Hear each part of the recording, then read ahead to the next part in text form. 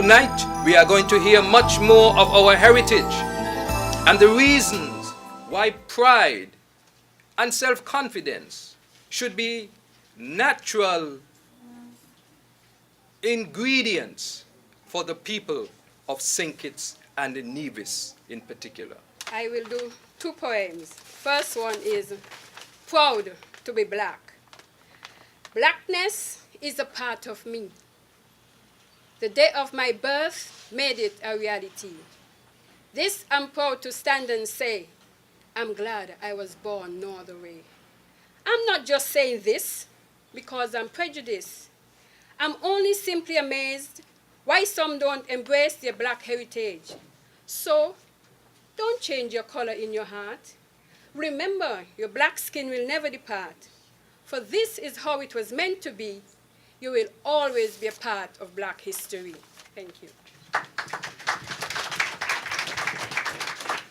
I know a nation. I know a nation who sailed across the lonely seas, far away to foreign lands, chained hands and feet, bruised and battered by master's hands. Yet it rose. I know a nation strong and black, raped of its inheritance, dignity, and pride, whose sons and daughters looked down from the auction block and cried for their freedom that was denied. Yet it rose. I know a nation whose family scattered from shore to shore, who worked hard night and day, hearts stained with invisible scars, while freedom beat strongly within their breasts. Yes, this black nation rose. Thank you. On behalf of the Ministry and the Government of St. Kitts and Nevis, heartily welcome our esteemed researcher and lecturer, Mr. Lasconi of the Republic of Congo in Africa, but who I understand grew up and now is based in Paris in France. We are certain that with his extensive academic background in matters relevant to our chosen topic this evening, we should anticipate that he would bring a well-informed perspective on the issue of slavery and the slave trade in his conversation with us tonight, as this lecture series continues to present high-caliber experts and authorities on the topic. I would also like to take this opportunity to commend the National Scientific Slave Route Committee for its continued implementation of these activities that fall within the UNESCO Slave Route Project. This committee is charged with the task of raising national awareness, promoting debate, and helping to build a consensus on the approach to be taken in harnessing the ideas and assets related to the slave trade and slavery. The members of the committee volunteer their services as part of their contribution to national development, and we would wish that you applaud them in their efforts.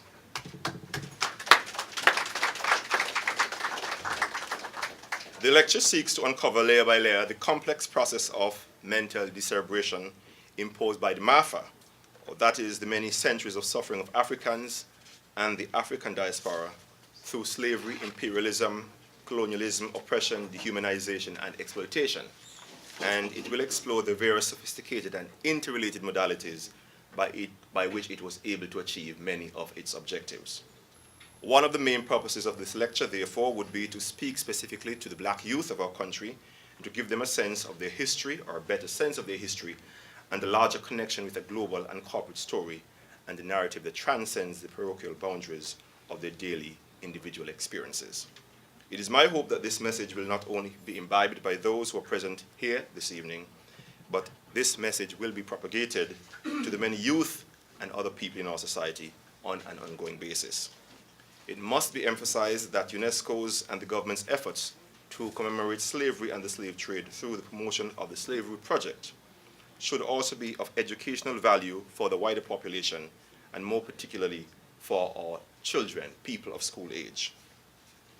Out of this exercise tonight, we must be able to better establish linkages between the global slave trade and our local history, and the relevant educational material which should find its place in the official curriculum of our education system.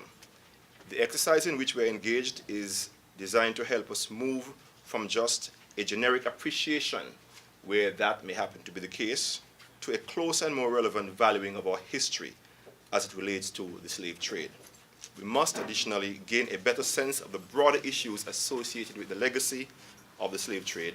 For example, how ought we to leverage this legacy to enhance our schools' educational programs and the education of our young people? And how ought we to use our physical assets, such as our recognized slave sites and other resources of historical value, for the advancement of tourism and the overall economic development of our country. So once again, ladies and gentlemen, I want to welcome you. I hope that you would enjoy the presentation and be engaging at the end of it. At the end of it all, we should have benefited, and I want to thank you again for coming this evening. Thank you very much. I feel free. I'm nothing like what I used to be. And I can say this because of my country. It taught me the values of strength and existence and made me appreciative of my inheritance. We were once slaves, being beaten and abused, and for our emotions, they misused. We were refrained from solving mysteries and banned from interacting with our communities. We were whipped, chained, and locked away for days, months, nights, depending on the things that we said. We were abused beyond imagination. Words, scars, tears can't show the manipulation. Pain, hurt may not recover our memory, but it has made it better for the next century. You ask me, who am I to know so much? I'm just a 15-year-old girl just hearing about stuff. But I've learned that wisdom and understanding is not seen but learned, not studied but observed, not listened if not yet heard. That's what's driven my wise words. I know they show no sympathy, but all that pain is now history. We are an independent nation that has grown beautifully, whose once evil ambition is now unity. The songs, one song like, wade in the water, wade in the water, children, wade in the water, God's gonna wade in the water, no longer belong. Patience, wisdom has helped us to overcome. This history has affected both the old and the young. Even though our peace isn't so strong, if we try a little kindness, we can't go wrong. This has molded my future, my identity, my country, where I can confess, rebuild myself, and express myself. Thank you.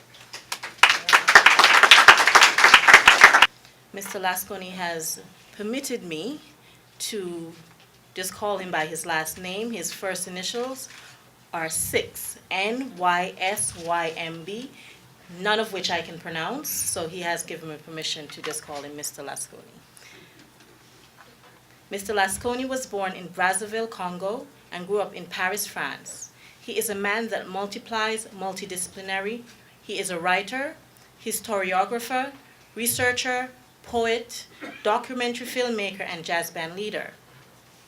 He has penned several books and produced several films, all activities aimed at defending a cause that he considers essential. The subjects of his documentaries betray his passion and commitment for history, jazz, and Negro art. He has studied the history of African with the griots in the greatest initiatory centers of the hinterland, music at the Municipal Conservatory of Music and Dance, and cinema at the Preparatory School in Cinema and Audiovisual. He knows and has played with many of the great jazz musicians of our time, and often spends his time in all the legendary places where the music is produced. It was after reading the philosophy and opinions of Marcus Garvey that he finally committed to the history and Negro art. He has traveled 23 countries in Africa, 18 in Europe, 11 in the Caribbean and America, camera in hand. He made more than half his journeys with his wife and children to prepare for the rotation. His aim is to show the other side of Africa, the laughing, the singing, the creating, and not one that reaches out to receive alms.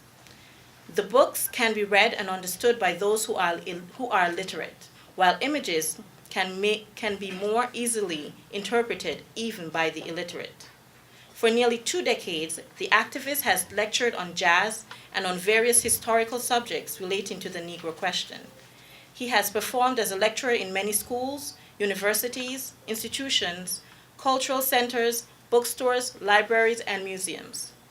The themes have focused on Marcus Mosiah Garvey, themes such as slave trade and slavery, Africa and its civilizations, Africa colonization, sociology, and political. From France, Paris, Burkina Faso, Guadeloupe, Germany, Antigua, Mali to St. Kitts, Lascani's aim is to popularize knowledge because ignorance is the main source of incomprehension between human beings. A man who travels a lot does not carry prejudices in his luggage.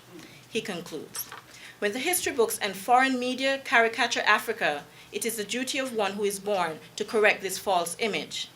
That is why he has just completed 2 series of documentaries entitled Portrait of Engineering Africa and Africa, the Hidden Beauty, a long journey that takes us from the coast of the Zambezi River to Sahel. Monumental works for those who cannot move. His motto is faith, determination, and courage.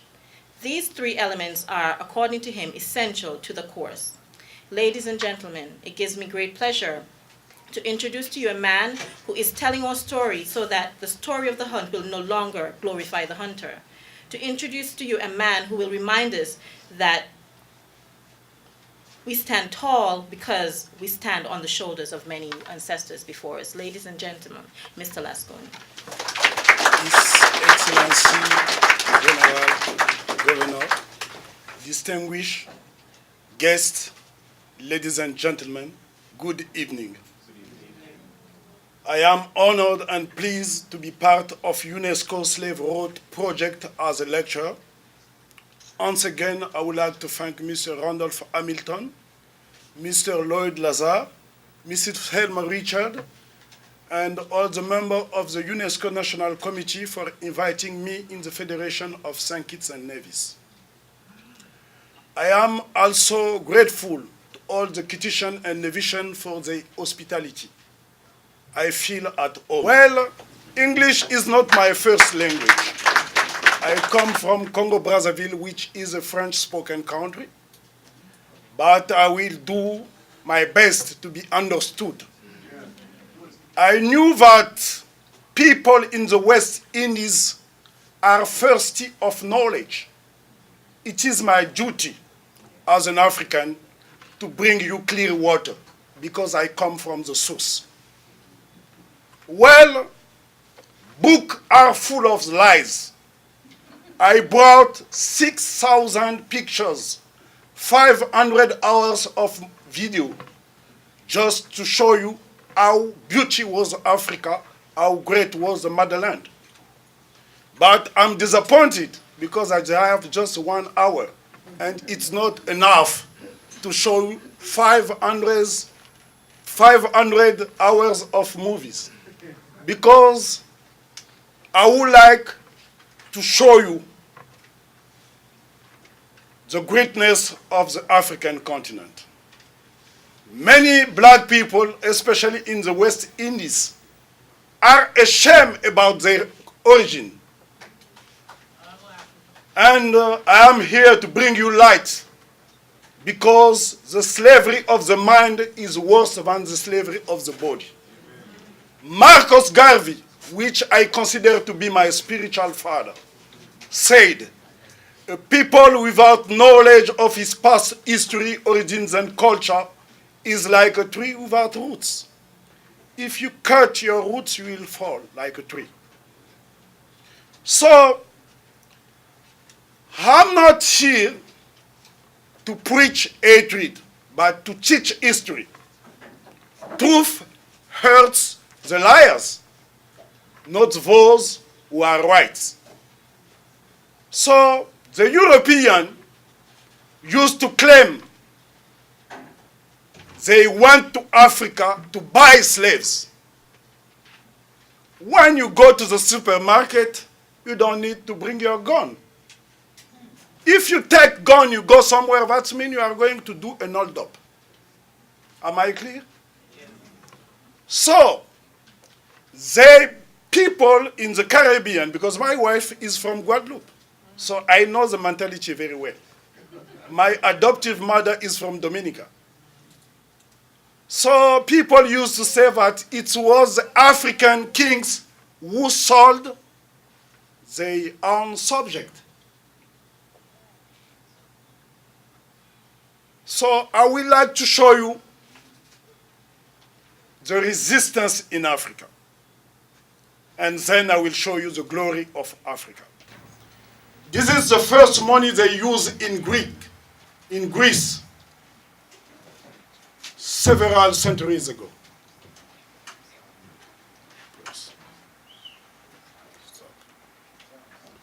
A black man on a Greek coin. A black man on a Greek coin. This is the first money they use in Greek. 550 years before Jesus Christ. A black man in Greece. Because the Africans were the master of the world. They taught civilization to the Greek. And it was the way to pay a tribute to the master. Let's go to Ethiopia. Palais de Fasilidas. This is not a painting, this is a picture. This is a castle. It was built in 1632. Ethiopia is not in Europe. It is in Africa. This is Ethiopian map. I would like to take you to Lalibela. When you see this, you have an impression to see a cross. It's a 4 floors building. It was built in the 13th century by Emperor Lalibela, a black man like me. 13th century. Nobody knows how they built it. You can see it. You have 11 churches like this in the city of Lalibela, Ethiopia. You have 11 churches. All the 11 churches are linked by a tunnel. This tunnel is very long, 20 kilometers, to reach each church. They said we are wild. We are in Rome, in Italy. When I first visited Italy 25 years ago, I say, wow, it is very beautiful. This monument is called the Assum Obelix. It was stolen by the Italian in 1935 in Ethiopia, when Mussolini decided to invade Ethiopia. When you take something that doesn't belong to you, that means you are a thief. In Africa, in 2005, it was stolen in 1935. They wanted to build churches. This is Malwango, the African king. You have the Portuguese down, like slaves. I found it in the Vatican.